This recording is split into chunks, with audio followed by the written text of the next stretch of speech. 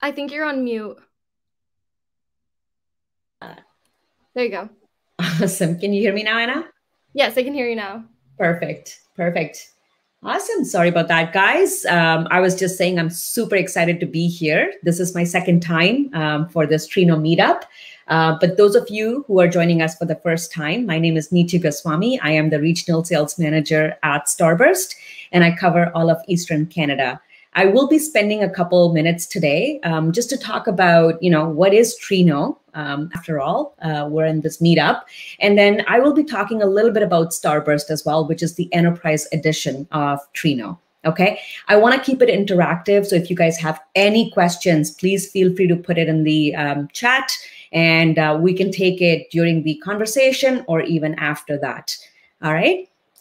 Perfect. So first off, I want to talk a little bit about Trino.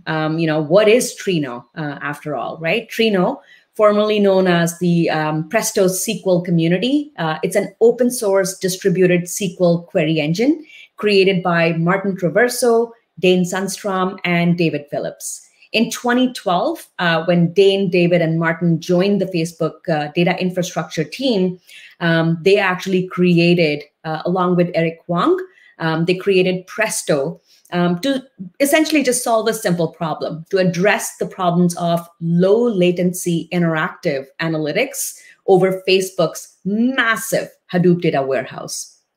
And what is Trino when we get into that? It's merely a distributed SQL query engine, okay, that allows you to perform super fast SQL queries on large data sets. We're talking about terabytes, petabytes, exabytes. All right.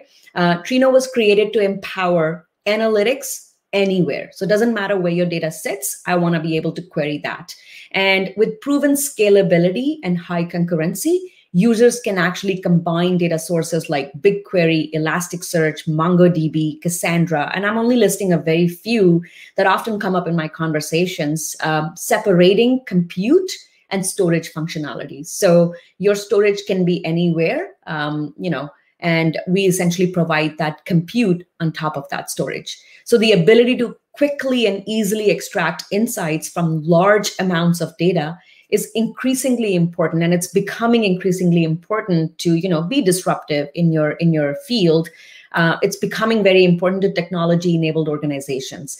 But as it becomes cheaper to collect and store that vast amounts of data, it is also equally important that tools to query this data becomes, they're becoming faster, easier to use, and they're more flexible. So using a popular query language like SQL, I think it's 90% of the, it's like 90% more popular than any other language apart from Python, but it can make data analytics accessible to more people within an organization. So Trino is designated to be adaptive, flexible, and extensible. It supports a wide variety of use cases, which often we don't think about them when we think about SQL, right? So these range from user-facing reporting applications, which is what it's most popular for, with sub-second latency requirements, to multi-hour ETL jobs that aggregate or join terabytes or petabytes of data. It provides an ANSI SQL interface to query data stored in Hadoop environments, open source and proprietary RDBMSs, NoSQL systems, and stream processing systems such as Kafka or Kinesis, right? But Trino allows organizations like AWS, Netflix, LinkedIn to deploy a single SQL system to deal with multiple common analytics use cases and easily query multiple storage systems while also scaling up to 1,000 nodes. Its architecture and design have found a niche within the crowded SQL on big data space. So adoption in the big data space is growing quickly, and our open source community continues to remain engaged, thanks to you guys. But as great as Presto is, there was a big opportunity to build upon open source Presto to create an enterprise-grade Presto, okay? So our founding team has been involved in Presto since the beginning. In fact, the creation of Starburst started at Teradata, where our founders were already working on Presto contributing significant amount of time and engineering hours as the number 2 committers behind the Presto creators. So the Presto creators are in fact now a part of our founding team. So Starburst was created on top of Trino. So Trino still remains, or Presto, still remains as the core engine of our product offering to give you enterprise-grade performance, connectivity, security, management, and support your company's growing needs. With Starburst, the enterprise-grade edition of Trino, you can now have a single point of access to all of your data, no matter where it lives, without needing to copy and move it. So that's essentially like a lot of productivity gains. It's really substantial reduction in the need to move the data from one source to the other to analyze it. So Starburst is the analytics engine for data mesh, which is becoming a very popular strategy now for data community. It's a decentralized, distributed approach to enterprise data management. But Starburst can be deployed anywhere and managed with Insights. I don't know if you've taken a look at what Insights is, but it's essentially a UI that shows you which users are querying what data. And it's super cool. You should definitely take a look at it. But data teams can holistically view their cluster operations and query execution so they can reach meaningful business decisions faster.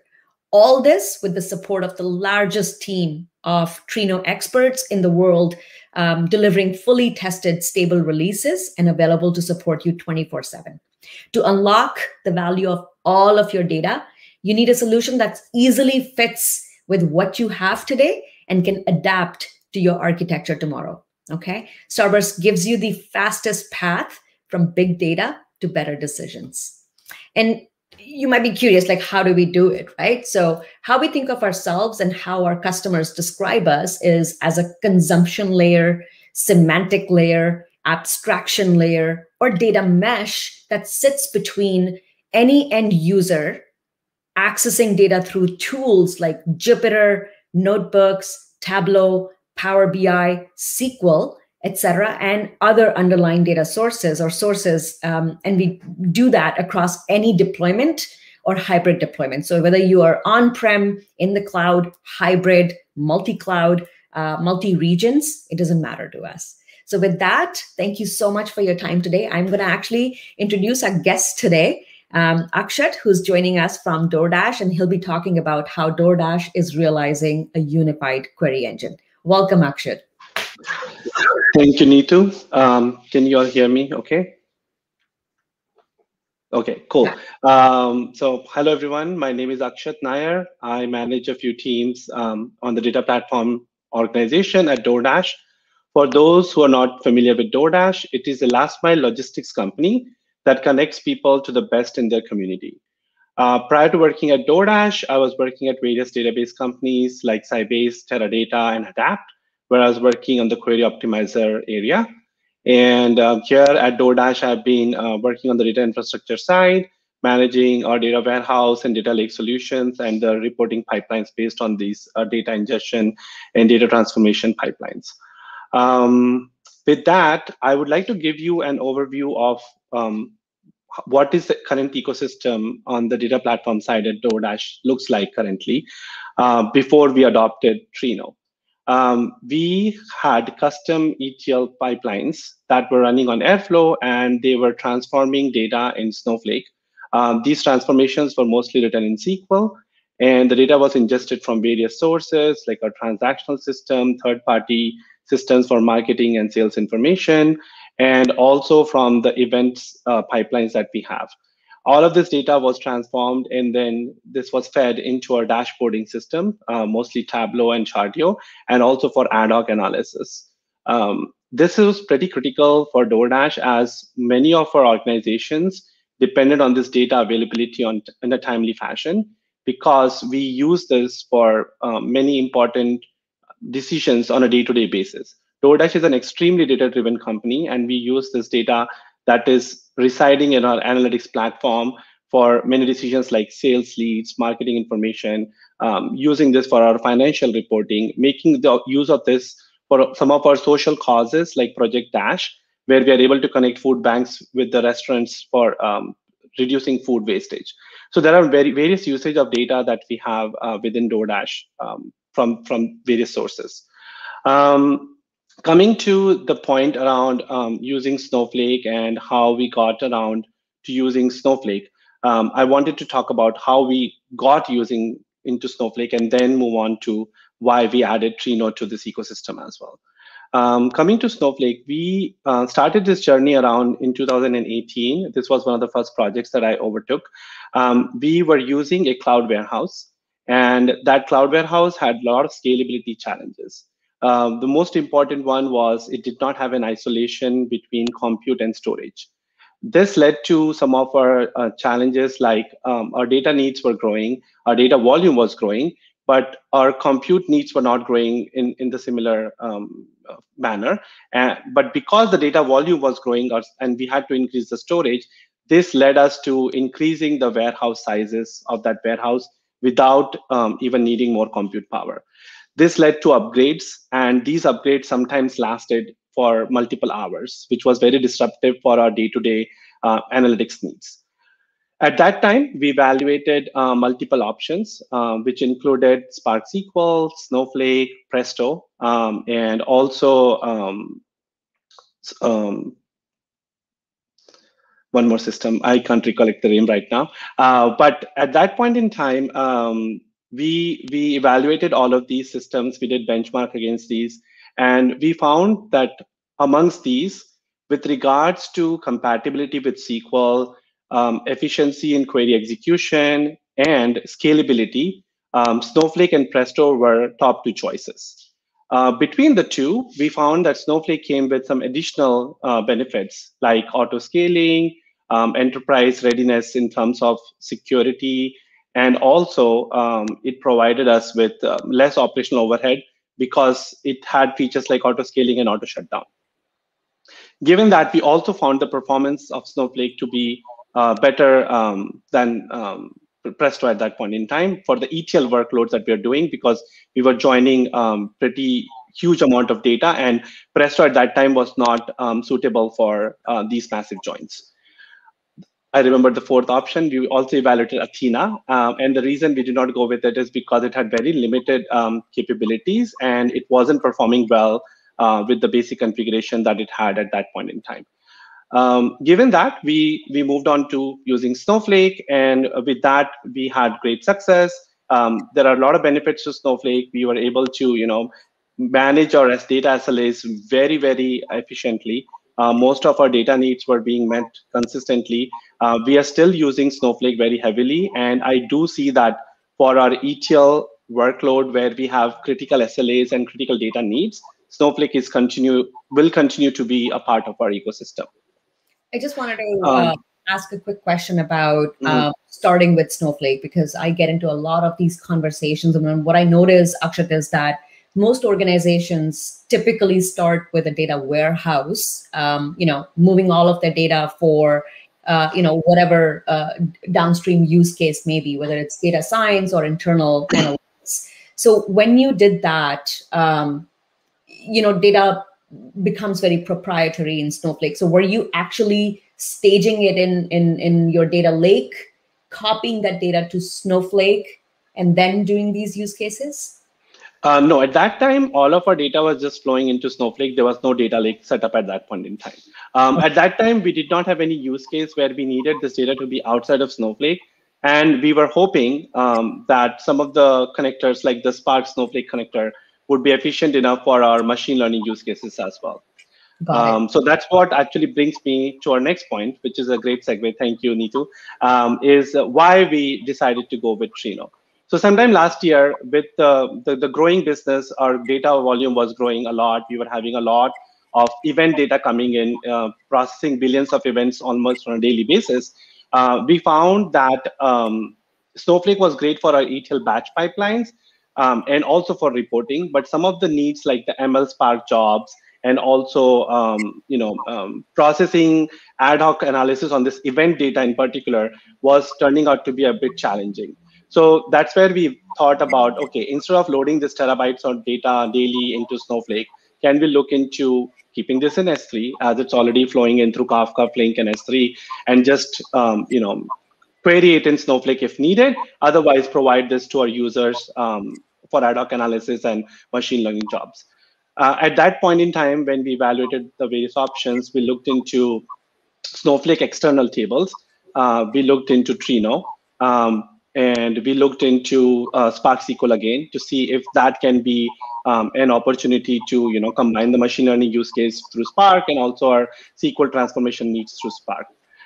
During those benchmarks, I intuitively thought that the Snowflake external tables is going to be pretty good bet, given my past experience with Snowflake, and that we will be able to keep one system in and be able to manage all of our pipelines with only single system as we have been doing so far. It turned out, though, that the external table performance was not up to the mark, and it was actually pretty slow. So during those benchmarks, we found that Trino was actually pretty fast. And for our Spark uses, for machine learning, we could keep this data in Parquet format in S3, query it through Trino for ad hoc usage, as well as use it in Spark jobs directly. One of the bottlenecks from Snowflake from Snowflake compared to keeping this in data lake was getting this data out of Snowflake. In those situations, the connector was turning out to be pretty slow. And once we moved this data onto a data lake, we actually saw a 10x to 15x performance improvement in terms of these pipelines. This actually led us to a better SLA for our machine learning pipelines, and our end customers are pretty ecstatic from these wins that we saw from data lake. Just had a quick question on that. Yes. So if the query speedups between Snowflake's external table and Trino were negligent, yeah, still use Trino, Akshat? Yeah, so that's a great question. Actually, we would have, but it would have probably delayed the adoption a little bit more. I'll tell you why. Because Trino is not just being used to query data from S3. We are also trying to position it as the title of the talk, as a unified query engine, right? The most appealing feature of Trino has been this query federation, where once we migrate our reporting or ad hoc analysis to Trino format and use the language in SQL, ANSI SQL from Trino, we can internally replace the sources with minimal changes needed to those external facing systems. Unlike when we moved from the cloud warehouse to Snowflake, we had to make a lot of changes. So what we saw the benefit is that you can keep your data in various sources in one place. You don't have to copy data. You don't have to load data in multiple places and query it through one system, which adds a lot of benefits to it. So why we chose Trino and not Spark-based connector, which could talk to Snowflake as well as S3, right? One of the things was we were also evaluating Apache Pinot at that point in time. With Starburst Trino, we also had that connector availability. We had Snowflake connector, which the Starburst community was able to provide us. So these two features were actually pretty critical for us because majority of our data is in Snowflake and S3, right? And then we also wanted to combine this data in certain situations with Apache Pinot data. Got it. Did that answer your question? Yes, 100%. Okay. That brings me to the adoption, right? I mean, that's a big concern for data teams, across the board. What was the adoption like for Trino? Yeah, so I think the adoption is still, I would say, ramping up. But we are actually getting a lot of good support from the Starburst team in terms of the learning material and the training that they are able to provide our users, internal users. And I think that is actually pretty helpful. What I'm envisioning, or what the team's vision is, that once we are able to show the advantages of Trino, there will be massive adoption within the company. So that's the ultimate, goal. And then we are also looking to combine Tableau and Trino. I know there has been a recent, partnership announced as well. So that will be great for us because we are also a Tableau users. Got it. Yeah. A lot of people probably want to know, like, what would you say are the biggest two use cases for Trino? I think need to be kind of lost to there. In terms of, I think the use cases definitely for data lake, I would say keeping our data in one place is pretty important for us, which ensures that we are able to apply some of the data governance requirements. For example, data quality. If there is a single copy of data, it's easier to manage the source of truth. And another is access control. If data is managed in one place, it is easier for us to manage the access controls, because if we have to copy it in another situation or system, we will have to implement similar access controls into the new system. So these benefits of keeping data in its place while still be able to query it, I think are pretty important features for us from Trino. Then I would also like to talk a little bit more about how was our experience in terms of deployment of Presto. Couple of things that deployment of Trino. In terms of our deployment, one of the reasons that we were working with Starburst team at that point in time is that we needed some enterprise features, especially around security. There was Okta integration available, but it did not support multi-factor authentication. This was one of the blockers for us because we needed that to get a security clearance. We were able to get that feature done pretty quickly with the help of Starburst team, and that helped us unblock in that regards. Other than that, we are also using Kubernetes within the company extensively for our compute platform, and we wanted to deploy Trino on that system as well. With the help of all the documentation and guidance provided by Starburst team, we were able to get Trino deployed pretty efficiently on our Kubernetes clusters as well.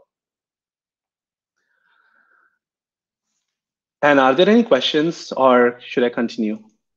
There are 2 questions in the chat. Hi. Sorry, Neetu's internet. I think she lost Sure. it as well. All right. How is Starburst deployed at DoorDash? Are you all using Starburst Galaxy, or is it via EK? Yeah. So that's the question which I kind of just answered briefly, is that we actually have it deployed in our internal Kubernetes cluster. We are not yet using Starburst Galaxy. This is deployed in our internal Kubernetes cluster.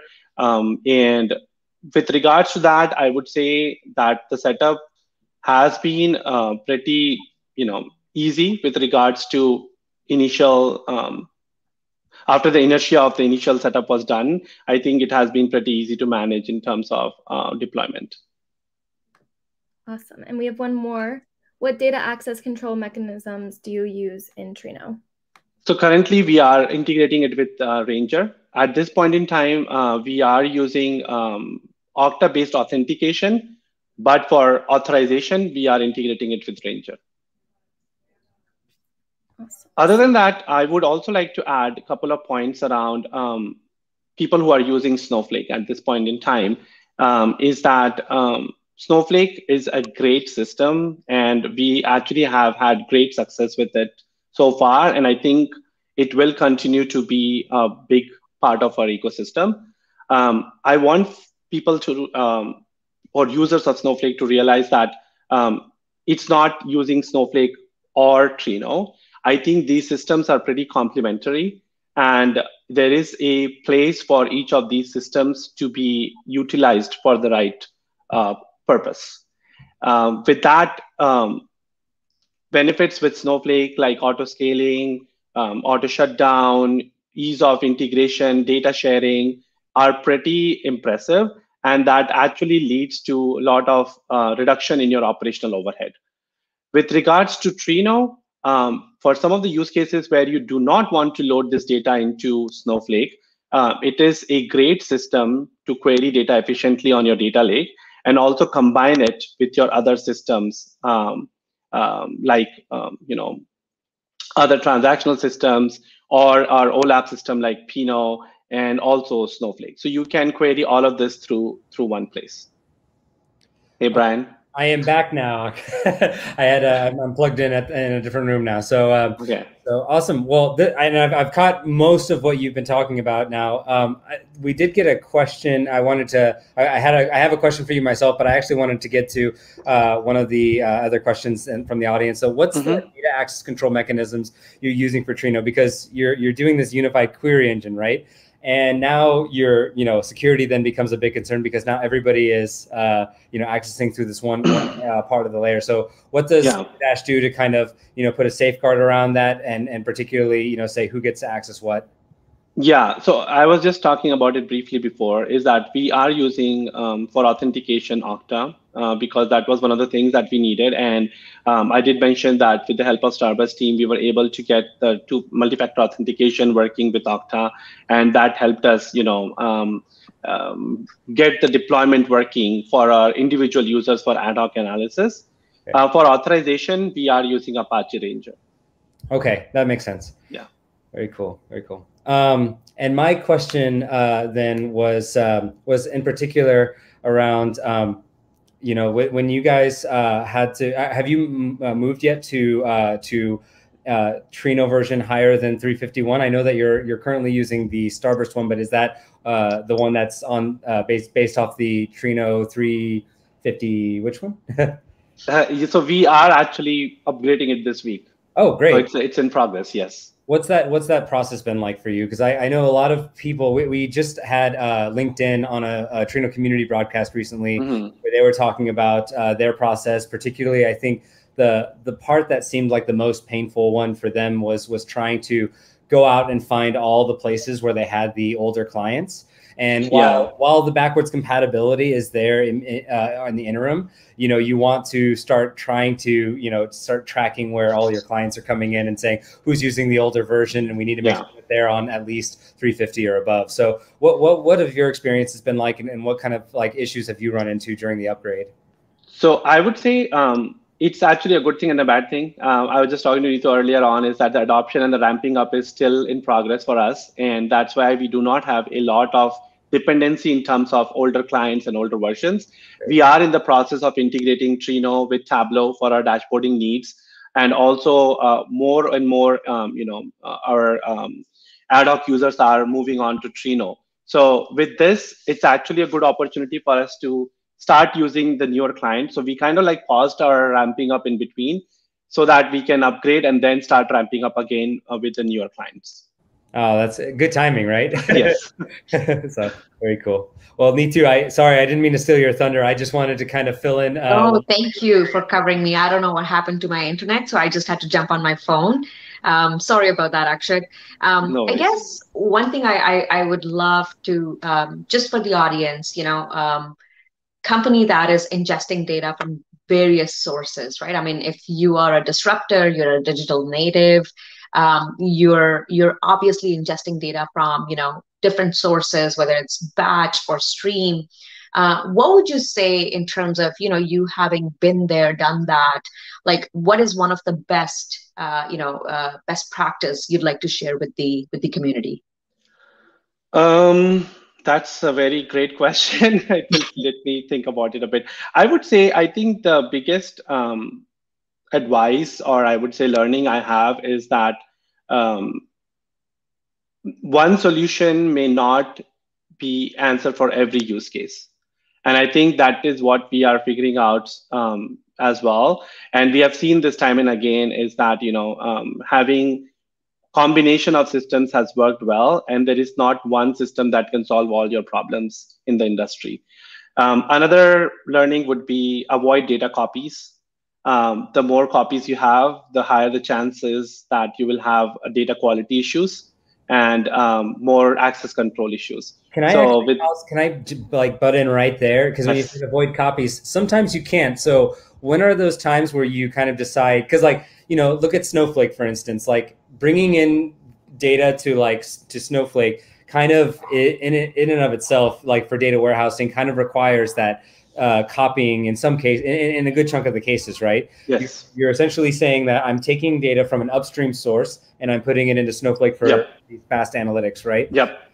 So when are the kind of trade-offs that DoorDash makes when you're kind of saying this is a case where we need to make the copy? This data here in particular, like this is not going to be something that we're going to copy. We just want to make this. So kind of curious about your answer to that. Great question, Brian. I mean, it would be ideal, as you said, right, if we don't have to ever make a copy. But for some of the systems, we do have to make copies. And we are actually investing heavily into our data quality framework so that in cases where we are copying data, transforming data, how can we ensure that the quality is maintained? But we do try and avoid data copies where we can. For example, our event data that is coming in, which is coming in like in terabytes every day. We do try not, we are actually seeing issues with copying this every day because then it delays our subsequent pipelines, right? So with that, we want to make sure that we are just keeping this in a data lake setup and querying it from other systems. Have you guys looked at all into like change data capture or any of these mechanisms? Yes. Oh, okay. We do use that for some of our transactional systems. Okay.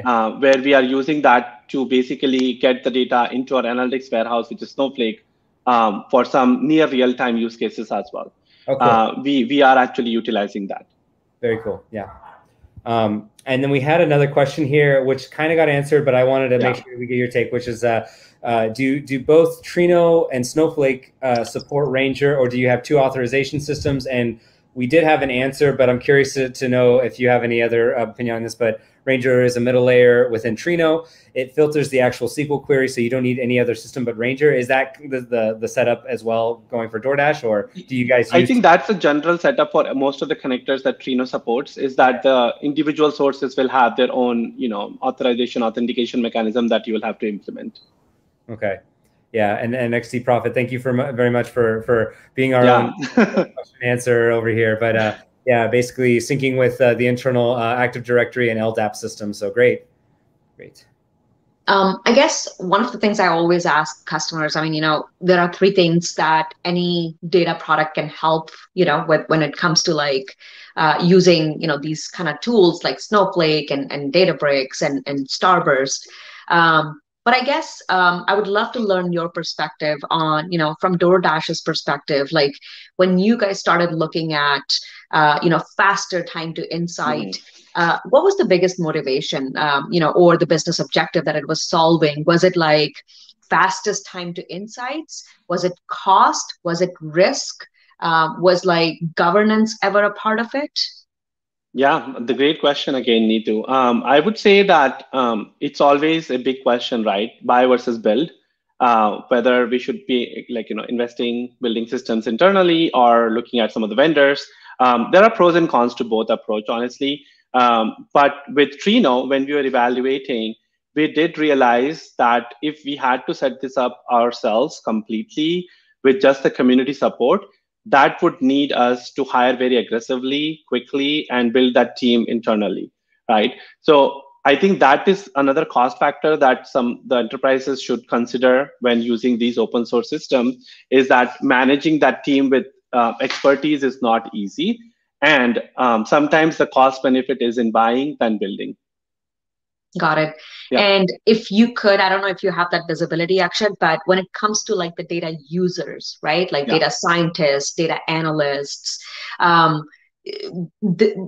we know that they're spending a lot of time in, like data access, trying to figure out like where can we access the data from. But I would love to hear from you. Was there any particular challenge that you guys were looking to solve for the data users? Yeah, definitely. Like data availability, right? It's a big challenge. It's like everyone wants their data right now. That's always the answer we get is, okay, when do you need your data? They'll say right now. So solving that data availability was one of the reasons why we looked into data lake, is because it cuts down on the time. For example, the machine learning use case that I was talking about, right? If we have this data coming in through our real-time streaming platform onto S3, and then from there, we have to copy it to Snowflake. And then the machine learning Spark jobs are reading it again from Snowflake and then processing it. I'm just going to interject for 1 second, Akshat. How much time was it taking for you guys to copy the data from S3 into Snowflake, and by the time the users could actually get access to that data? So copying was not the big problem. It was the getting data out of Snowflake for these Spark jobs. I think if it's not a native SQL executing within Snowflake, and it had to extract the entire data set out and process it, that will be a pain point for the users. So that's where I think keeping a copy on S3 and having an access to it in Snowflake through either external tables or materialized views, having access to it through Spark directly for machine learning systems from S3, having access to ad hoc analysis, be able to join it with Pinot or any other source like Postgres through Trino seemed like an architecture decision that served well. And we actually saw, as I mentioned, 10x to 15x performance improvement in terms of the Spark jobs that we are running, where if the data did not have to be copied out of Snowflake and then processed, that can definitely save you a lot of time. Awesome.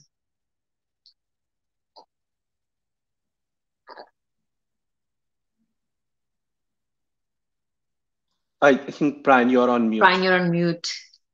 My bad. Now that we're on the ETL copy piece, I want to bring in Fabrizio's question, which was, is the data being copied raw, like, data to data, or are you guys doing transformations into some other models? And then, so then your copies are not even just exact copies, but they're copies maybe with augmented data, or maybe even like just different, like cut down data and this kind of thing. So are these direct copies typically, or are you usually making some other form of the data?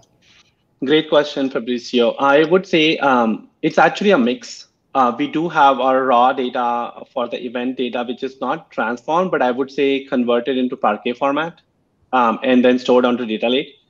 We do have some other pipelines that are obfuscating some sensitive data and then copying it to data lake.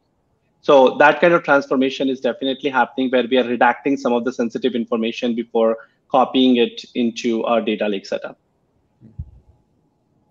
Okay. Another question coming from Rohit: is the process of creating catalogs in Starburst manual, or does DoorDash have an automated process, example, catalogs for Postgre and S3? Yeah, so and this is another great question, Rohit. Right now, we do not have completely automated this process, but this is a work stream that we're working on, is that how do we enable this to be a self-serve platform for our data lake, so that the users don't have to manually request creating these tables and then get added to our catalog. We actually are also in the process of integrating our data lake and Trino setup into our data catalog, which is Amundsen, so that data discovery becomes easier for our users, and then they can query it from the right place. Are you using Atlas along with Amundsen for your lineage model, or?